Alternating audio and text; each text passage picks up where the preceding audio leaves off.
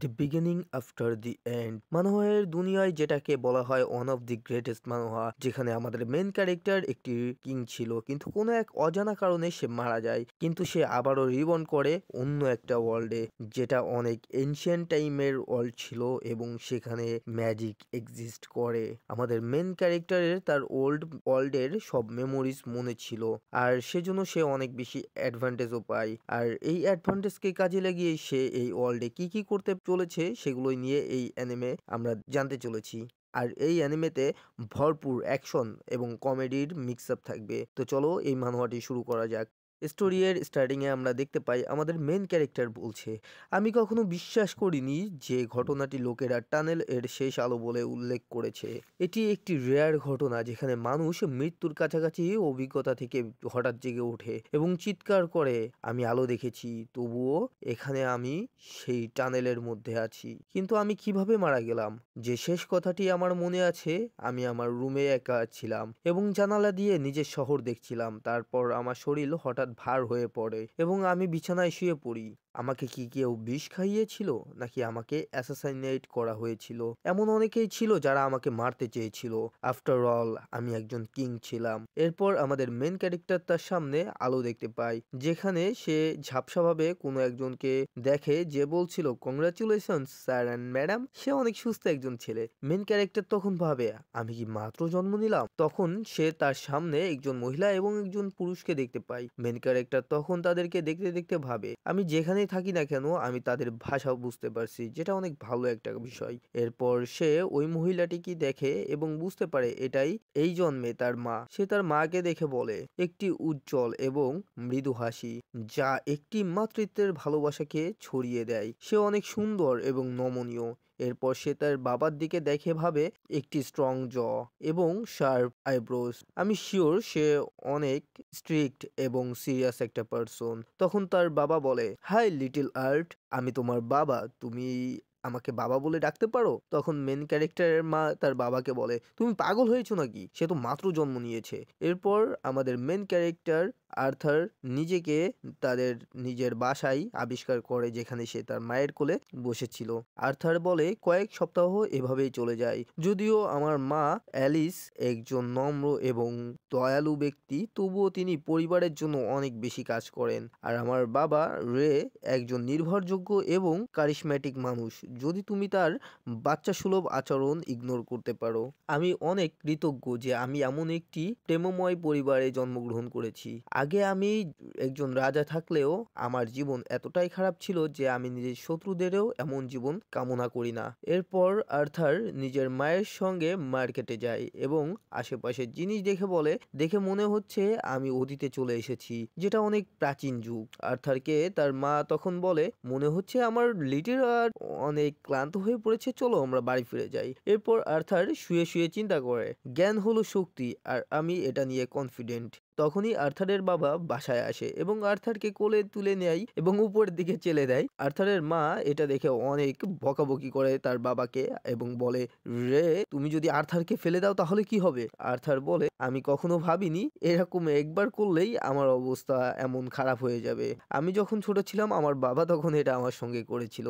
আর্থারের বাবা আর্থারকে দেখে ভাবে সে অনেক মজা পেয়েছে এটা করার ফলে, এবং তারপর সে আর্থারকে কোলে নিয়ে গোল গোল ঘুরতে থাকে এবং এক সময় আর্থারের পায়ে আঘাত পায় এবং কান্না করে দেয়। আর্থারের মা তখন আর্থারের বাবাকে বকা দেয় এবং আর্থারকে কোলে নেয় এবং তাকে ঠান্ডা করে তারপর তার পায়ের ব্যথা হিল করে দেয়। এবং আর্থার তখন রিয়েলাইজ করে এই ওয়ার্ল্ডে ম্যাজিক পাওয়ার এক্সিস্ট করে এবং তার মা একজন হিলার টাইপের ম্যাজিশিয়ান। আর্থার তখন ভাবে, মনে হয় আমার খুব শীঘ্রই কথা বলা শিখতে হবে, কারণ আমি এই ওয়ার্ল্ড সম্পর্কে কিছুই জানি না।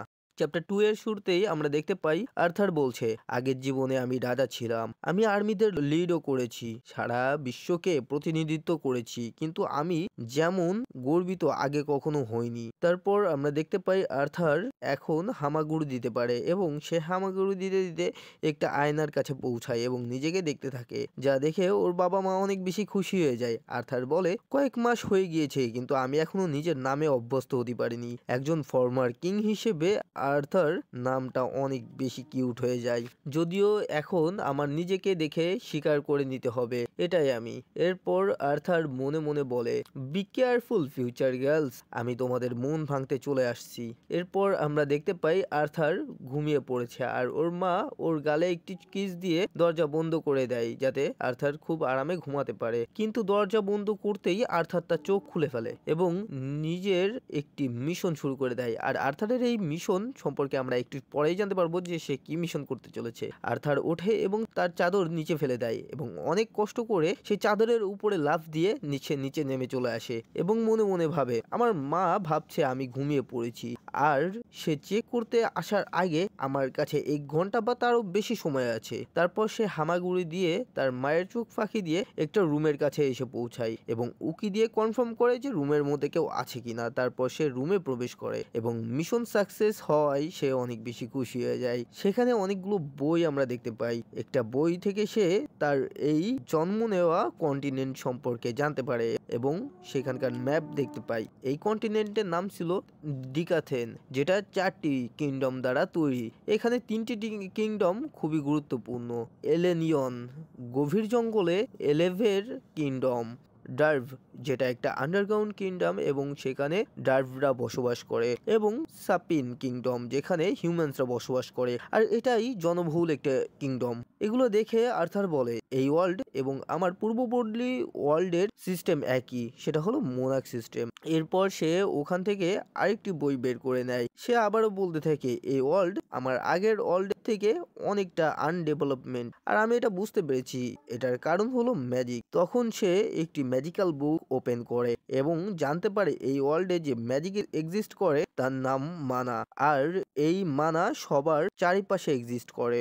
মানা কন্ট্রোলের পাওয়ার মূলত জেনেটিক্যাল, মানে বাবা মার মধ্যে থাকলে বাচ্চার মধ্যেও থাকবে, আর এটা সাধারণ মানুষের জন্য প্রতি 100 জনের মধ্যে একজনের মধ্যে মানা কন্ট্রোলের পাওয়ার থাকে। মানা বিভিন্নভাবে ব্যবহার করা সম্ভব, কিন্তু সাধারণত মানা 2 ভাবে ব্যবহার করা হয়, অ্যাগমেন্টর্স এবং কনজিউরিং। অ্যাগমেন্টর্সরা নিজের বডিকে মানা দিয়ে ইনহ্যান্স করে এবং নিজের বডিকে ইনক্রেডিবল স্ট্রেংথ, ডিফেন্স এবং অ্যাজিলিটি ব্যবহার করতে অ্যালাউ করে, কিন্তু তাদের উইকনেস হলো লিমিটেড রেঞ্জ। অন্যদিকে কনজিউরার্সরা নিজের মানাকে ইউজ করে আউটার ওয়ার্ল্ডসের এলিমেন্ট গুলোর উপরে এবং নিজের উইল দিয়ে আশেপাশের এলিমেন্টস গুলো কন্ট্রোল করতে পারে।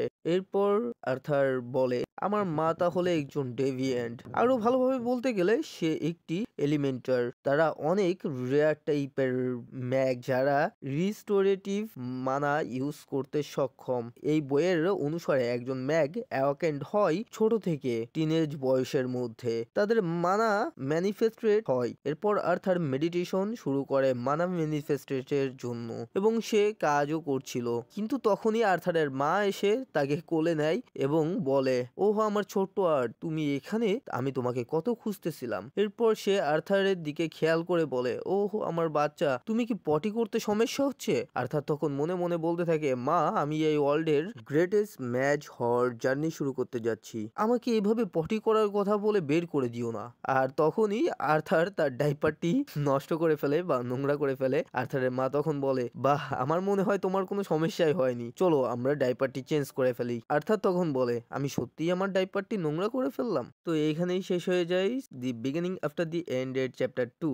একটা সিরিজ শুরু করলে সেটা পছন্দ হওয়া শুরু হতে একটু সময় লাগে। আমি নিজে এই মানোয়াটি পড়ছি অনেকটা, আমার অনেক বেশি ভালো লাগেছে, এই জন্যই আপনাদের জন্য এই মানোয়াটা আনছি। আর এটা অনেক আন্ডাররেটেড একটা মানোয়া, তো আমার মতে আপনাদের কমপক্ষে 10টা চ্যাপ্টার দেখা উচিত, তারপরে আপনারা দেখবেন যে এটা ভালো লাগে কিনা। আর সোলো লেভেলিং ড্রাগন রক নিয়ে একটা অ্যানাউন্সমেন্ট আছে, সেটা হলো সোলো লেভেলিং ড্রাগন রকের যে রাইটার সে অ্যাক্সিডেন্ট করছে, যে কারণে 1 মাস পরে পরবর্তী চ্যাপ্টারটা আসবে। আশা করি আপনারা সে পর্যন্ত অপেক্ষা করবেন।